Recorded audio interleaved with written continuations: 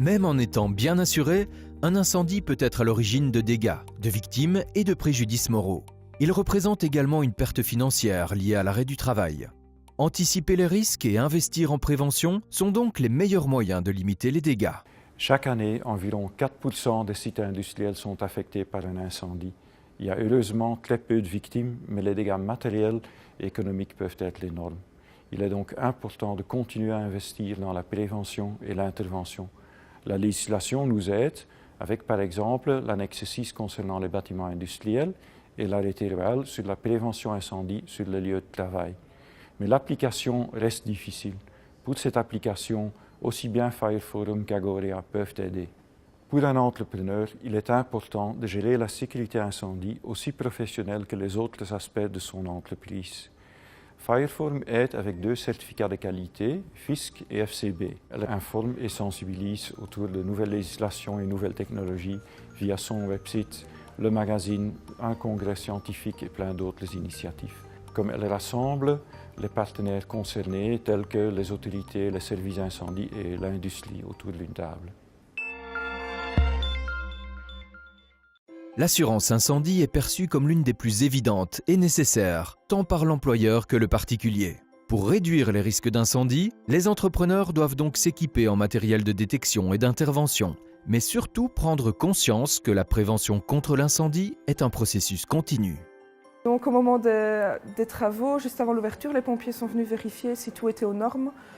Nous ont conseillé quelques petites choses comme au niveau des caves, peindre les poutres avec de la peinture résistante au feu et également les portes principales, de mettre des portes également résistantes au feu.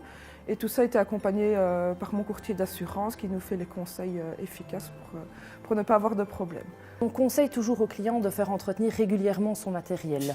Donc que ce soit l'entretien des extincteurs, donc qui est une norme obligatoire, mais également dans des commerces plus appropriés, que ce soit l'entretien des cuisines au niveau des restaurants, que ce soit des mesures de prévention au niveau de l'entretien du système électrique ou simplement de faire passer 20 sottes tous les 5 ans pour vérifier que toute l'électricité est toujours aux normes.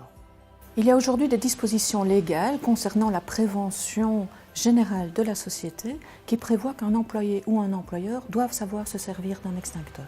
Donc on change régulièrement nos vitrines, nos étalages.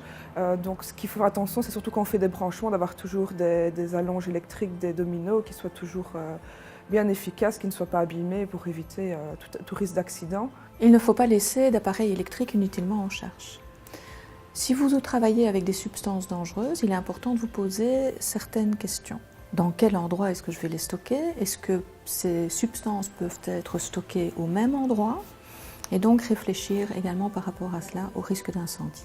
Les frais liés à l'incendie sont pris en charge par l'assureur. Cependant, il ne peut compenser l'impact moral et le préjudice financier que cela représente. En ce qui concerne les exercices d'évacuation, il est important de les organiser de manière régulière et inattendue. Ensuite, on va pouvoir évaluer cet exercice.